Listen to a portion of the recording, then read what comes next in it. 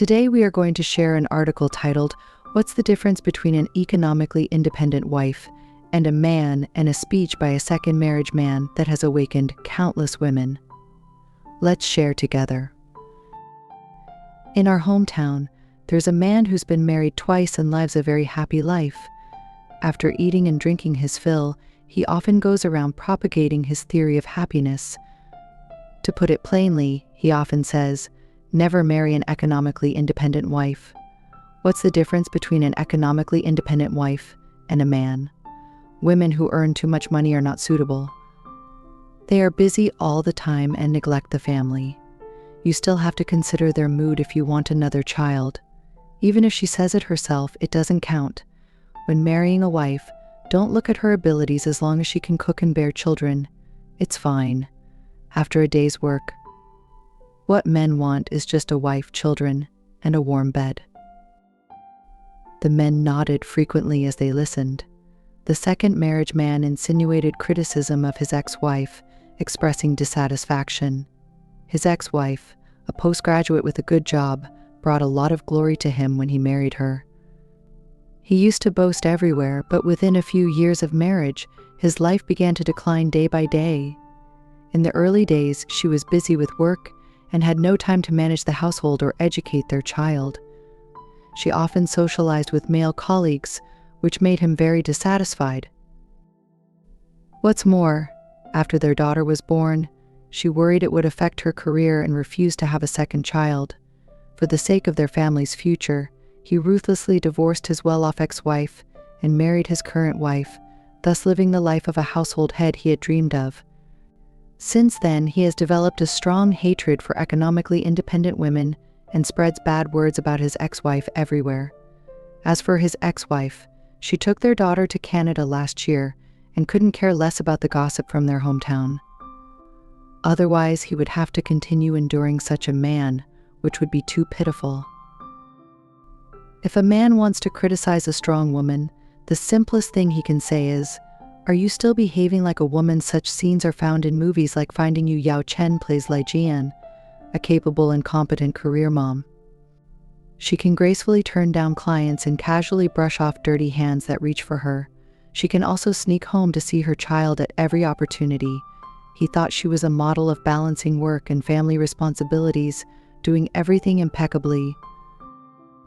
However, her husband still filed for divorce and fought for custody, questioning her. "Do you still behave like a woman now? What should a woman be like?"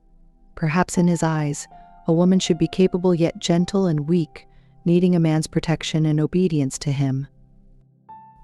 This is akin to the marriage criteria posted online by a man seeking a beautiful woman, but not too beautiful, able to bring attention but not more than him, with stable income, and not earning more than him. These seemingly contradictory requirements seem like hoping for heaven to tailor-make a wife. If economically independent women are not much different from men, then I hope all girls can live confidently like men. Early this morning, a hot topic appeared on social media: career advancement period. Should I quit my job for my boyfriend? Accompanying this trend was a video. Daisy, a legal assistant, met a boss who greatly appreciated her and was in a career advancement phase. Meanwhile, her boyfriend Mike planned to study law abroad for 2 years and become a senior partner within 5 years. Thus, he hoped Daisy would resign soon, marry him, have children, and become a good wife abroad. He kept expressing his love, saying, "I'm going to plan a huge, extravagant wedding for you.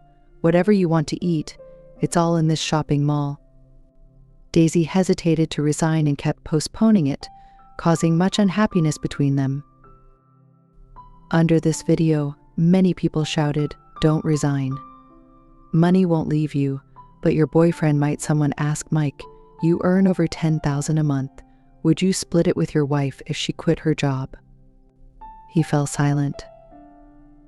Earning over $10,000 a month, he was willing to let his wife quit her job and spend some money, but only under his conditions. He wouldn't even agree to split it equally without conditions. A family where the man works outside and the woman works inside isn't wrong, but what's wrong is not respecting the wife's thoughts and sacrifices for the family, thinking that he can secure her entire future with just a bit of money. Therefore, men who unconditionally demand women to sacrifice their careers for love and marriage are inherently arrogant. So, as a woman, if a man accuses you, do you still behave like a woman? It's not pathetic. What's truly pathetic is when some men can't help but praise you upon meeting, saying, "You seem capable of taking care of others. You're perfect to marry home, trust me." Most men who say this intend to dominate in marriage, puffing up before women. What's the difference between an economically independent wife and a man? They enjoy the same dignity as men, have the same right to choose, and there's truly no difference.